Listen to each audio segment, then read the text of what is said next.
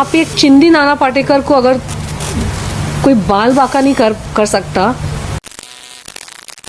जहाँ बॉलीवुड की दुनिया में सपने बनाए जाते हैं, वहाँ उन सपनों का टूटना भी नॉर्मल है।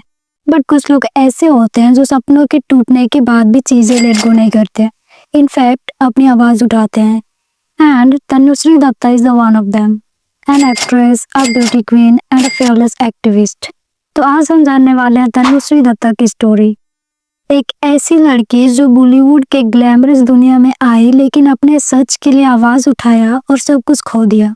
उनका जन्म 19 मार्च 1984 में झारखंड के जमशेदपुर में हुआ था, एक बंगाली फैमिली में।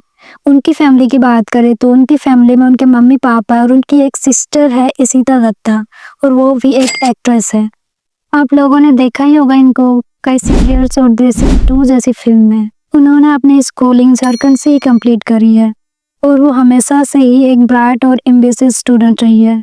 जब उनकी स्कूलिंग कंप्लीट हुई तो उनके पेरेंट्स चाहते थे कि वो फर्दर स्टडी के लिए दिल्ली जाए और आईएएस की पढ़ाई करे, बट उनका मन तो कुछ और ही करने का था। वो स्टार्टिंग से ही मॉडलिंग करना चाहती थी। तो क्या हुआ ना, तनुश्री ने बताया नहीं अपने पेरेंट्स को कि वो मॉडलिंग करना चाहती है। इंस्टेड उन्होंने अपने पेरेंट्स को कहा कि वो पुणे जाना चाहती है आगे की पढ़ाई करने के लिए, एंड कन्विंस करा उनको कि पुणे में भी बहुत अच्छी पढ़ाई कर सकती है। बट वो तो पुणे इसलिए जाना चाहती थी ताकि वो वहाँ पढ़ाई कंप्लीट करने के साथ साथ मॉडलिंग भी कर सके। देन वो पुणे गई एंड वहाँ Indira Gandhi national open university से अपनी पढ़ाई कंप्लीट करी। लेकिन उनका सपना था ग्लैमर की दुनिया में अपना नाम बनाना, इसलिए उन्होंने अपना करियर मॉडलिंग से स्टार्ट करी। एंड 2003 में तनुश्री ने फेमिना मिस इंडिया का टाइटल जीता, जो मुंबई में हुआ था। देन उन्होंने 2004 में मिस यूनिवर्स में पार्टिसिपेट किया एंड इंडिया को रिप्रेजेंट किया था। वो मिस यूनिवर्स का टाइटल तो नहीं जीत पाई थी, बट 6th रनर अप बन चुकी थी। उनकी खूबसूरती और कॉन्फिडेंस ने उन्हें मॉडलिंग की दुनिया का स्टार बना दिया, एंड यही रीज़न है कि उनके लिए बॉलीवुड के दरवाजे खुल गए। उन्होंने पहले से सोच के नहीं रखा था कि वो बॉलीवुड में जाएगी, बस वो एक सक्सेसफुल मॉडल बनना चाहती थी। बट जब उन्होंने अपनी पढ़ाई कंप्लीट करी एंड मॉडलिंग में भी अच्छा करियर बना चुकी थी, तो आगे करने के लिए उनके पास कुछ बचा नहीं था।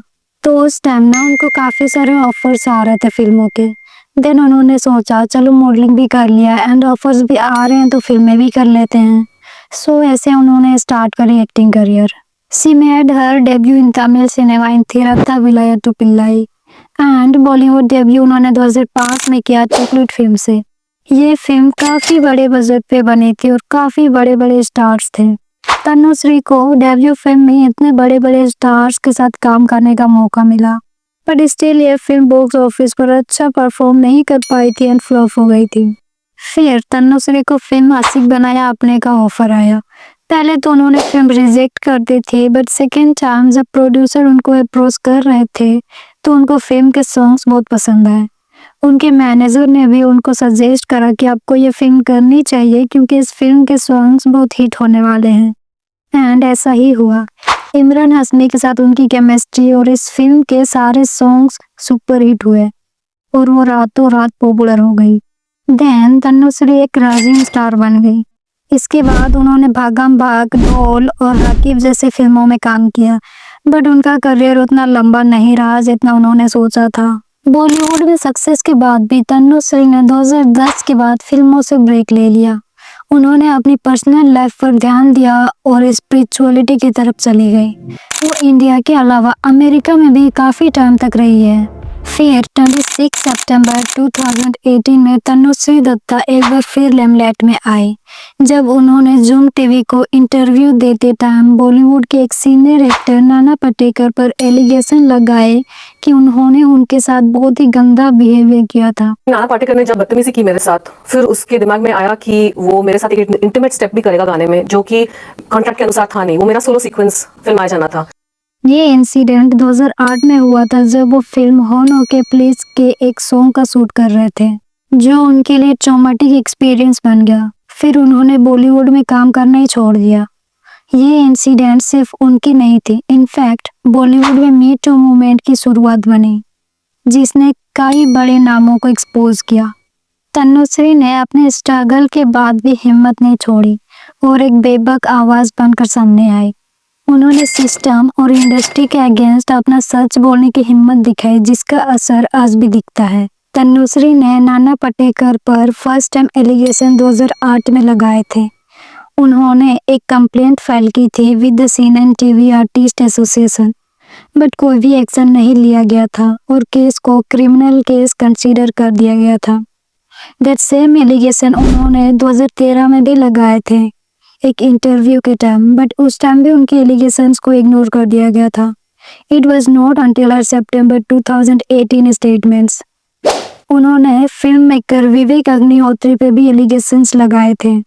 उनके साथ भी कुछ इंसिडेंट हो गया था चॉकलेट फिल्म करते टाइम, बट विवेक अग्निहोत्री ने सारे एलिगेशंस को रिफ्यूज कर दिए थे एंड कहा था कि तनुश्री ये सब पब्लिसिटी के लिए कर रही है और उनको एक लीगल नोटिस भी भेजा था। The assistant director of chocolate Satyajit Gajmer also dismissed Tanushree's claims.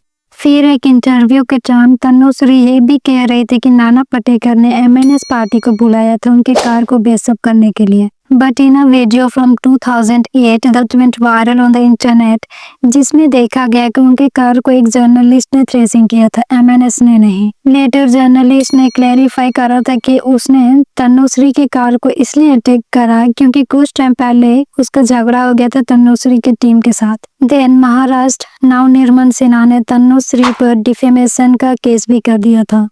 She was also served with 2 legal notices from Nana Patekar and Vivek Agnihotri. फिर उन्होंने भी एफआईआर फाइल कर दी नाना पाटेकर पर, होनो के पुलिस के डायरेक्टर राकेश सरंग पर, कोरियोग्राफर गणेश आचार्य पर और प्रोड्यूसर समी सिद्दीकी के अगेंस्ट।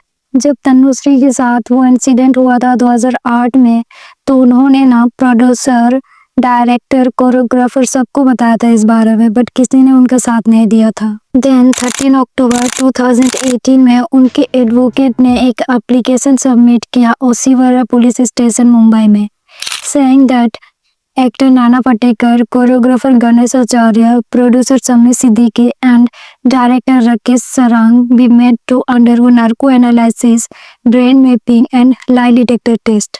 बट जून 2019 में नाना पाटेकर पर जितने भी चार्जेस लगे थे उनको क्लीन कर दिया गया था by the police, and the B summary report filed by the Oshiwara police station in Mumbai said that the complaint filed by Tanushree could be malicious and out of revenge। तो ये थी तनुश्री दत्ता की बॉलीवुड कंट्रोवर्शियल स्टोरी।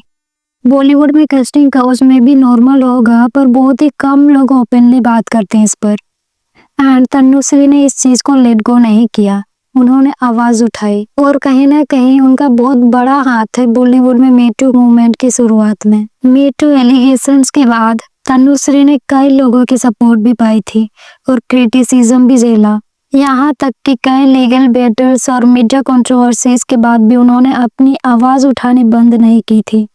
तनुश्री का कहना था कि उनका ये बैटल सिर्फ उनके लिए नहीं था, इनफैक्ट उन सब के लिए था जो बॉलीवुड में इनजस्टिस फेस करते हैं। आज तनुश्री दत्ता एक इंस्पिरेशन है उन सब के लिए जो अपनी आवाज उठाना चाहते हैं।